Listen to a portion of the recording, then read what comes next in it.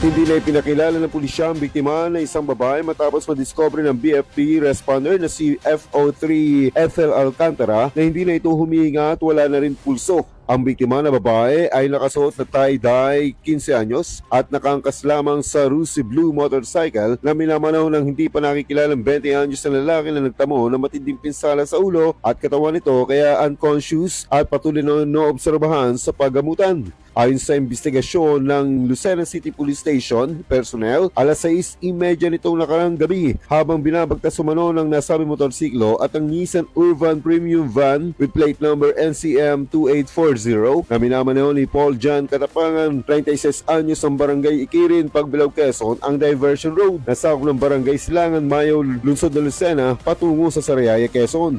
Pagsapit umano sa tapat ng gasoline station ay nabangga ng van ang likurang bahagi ng motorsiklo na naging sani ng aksidente na ikinasuwi ng batang babae at ikinasugat naman ng motorista. Agad naman sumuko sa Lucena City Police Station ang driver ng van. Kasama mo sa RMN Quezon Province, Edgardo Masada, Tatak RMN.